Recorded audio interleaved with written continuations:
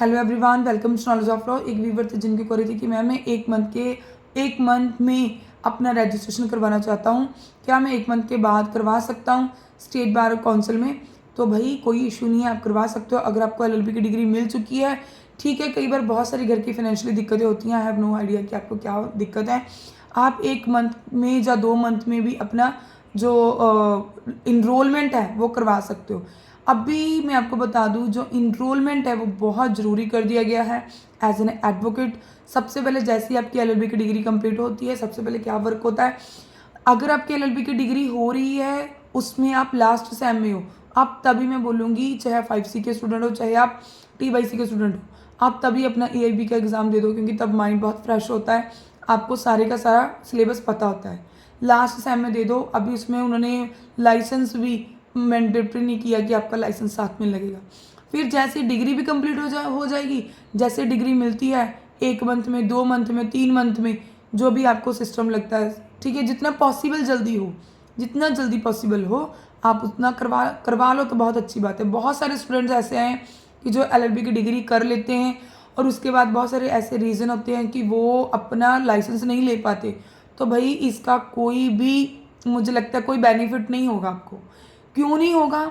Licence लेना क्यों ज़रूरी है, मैं इस वीडियो में ये आपको बता देती हूँ। लाइसेंस लेना इसलिए ज़रूरी है, देखो जैसे ही आपने एलएलबी की डिग्री करी, एलएलबी की डिग्री कर रहे हो, मान लो जो अभी 2025 चल रहा है, आपकी एलएलबी की डिग्री मान लो कि लास्ट में हुई है, ठीक है, तो आप डिग्री लेने के बाद लाइसेंस ले रहे हो दिसंबर में, 23 दिसंबर, 23 दिसंबर में, तो आपका ईयर कौन सा काउंट होगा?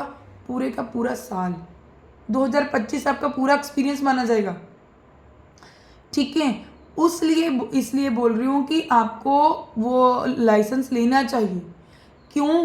क्योंकि आपका जो प्रैक्टिस है वहीं से काउंट होती है।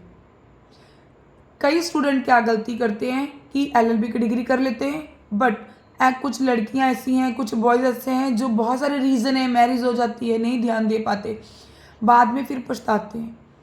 मैंडेटरी क्यों है, ज़रूरी क्यों है? जैसे कि आपने स्टेट बार काउंसिल से आपने लाइसेंस ले लिया, उसके बाद रिसेंटली 1 हफ्ते में या नेक्स्ट डे या 10 दिन में आप जहाँ पर भी प्रैक्टिस करना चाहते हो, जिस डिस्ट्रिक्ट में या जिस ज़िले में आप प्रैक्टिस करना चाहते हो, वहाँ की बार काउंसिल की, ठीक है, डिस्ट्रिक्ट बार काउंसिल की भी आप मेंबरशिप आपको लेनी पड़ती है। पहले आप क्या करोगे, डिग्री कंप्लीट होगी, स्टेट बार काउंसिल में अपने आपको एज एन एडवोकेट इनरोल करवाओगे, वहाँ से आपको सर्टिफिकेट एंड छोटा सा लाइसेंस मिलता है, ठीक है।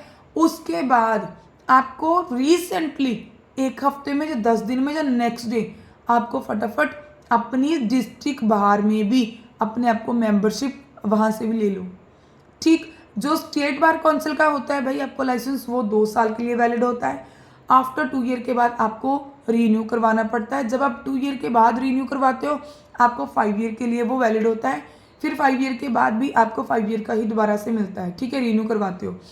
जब आपको स्टेट बार का आपने इनरोलमेंट करवा लिया, फिर बाद में होता है मस्ट बी मैंडेटरी, आपको डिस्ट्रिक्ट बार की मेंबरशिप लेनी पड़ती है। डिस्ट्रिक्ट बार की मेंबरशिप की अगर बात करूँ, वो आपके ऊपर डिपेंड है कि आप लाइफ टाइम की मेंबरशिप लेते हो या फिर आप मतलब ईयरली, हर साल आप अपनी मतलब रजिस्ट्रेशन फ़ीस करवाते हो। रजिस्ट्रेशन आपको एक बार करवाना पड़ता है, जो उसकी फ़ीस है, जहाँ तो फिर फ़ीस आपको 2 वे से होती है, जहाँ तो आप लाइफ टाइम की मेंबरशिप ले लीजिए या फिर आपको हर साल मतलब आपको वहाँ की फ़ीस देनी पड़ती है, जितनी भी आपकी डिस्ट्रिक्ट बार की होती है।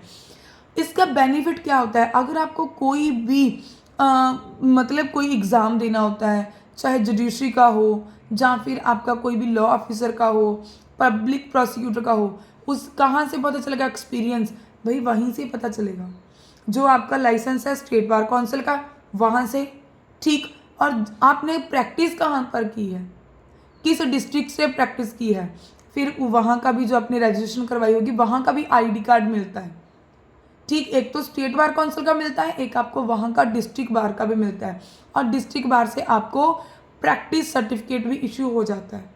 तो ये बहुत ज़रूरी है, आप डिले मत किया करो। आई नो बहुत सारी प्रॉब्लम्स होती हैं, फाइनेंशियली भी हो सकती हैं या फिर कोई और दिक्कत भी हो सकती है, तो बट प्लीज़ जो मेंबरशिप है, जो रजिस्ट्रेशन है, मस्ट भी इम्पॉर्टेंट है, आप करवा लिया करो।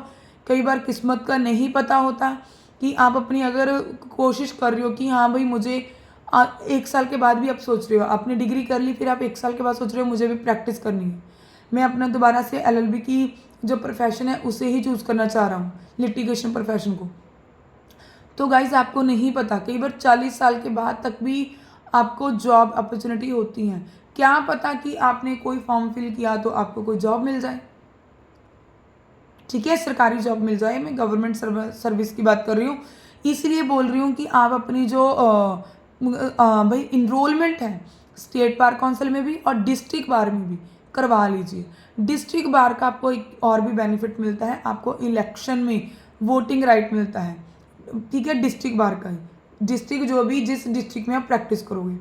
तो भाई कोई इशू नहीं है, 1 मंथ की कोई इतनी बड़ी बात नहीं है, आप करवा सकते हो, कोई बड़ी बात नहीं है, ठीक है। अगर अब भी कोई डाउट है, अच्छा मैंने आपको एक चीज़ और बता दूं सर, आपको वो फॉर्म कैसे फिल करना है उसकी भी वीडियो फुल डिटेल में बनाई हुई है, एक एक फॉर्म एक एक कॉलम को कैसे फिल करना है वो आप देख लेना प्लेलिस्ट में जाकर, वहाँ पर भी मैंने पूरी की पूरी वीडियो बनाई हुई है, आप देख सकते हो, ईजी हो जाएगा, क्योंकि ऐसे अगर फिल करते हो तो बहुत सारी दिक्कतें आती हैं, तो आप वहाँ पर भी आज जाकर अपनी फुल डिटेल वीडियो देख सकते हो। तो wish you all the best, ठीक है, फॉर द फ्यूचर, ब्राइट आपका फ्यूचर हो भाई।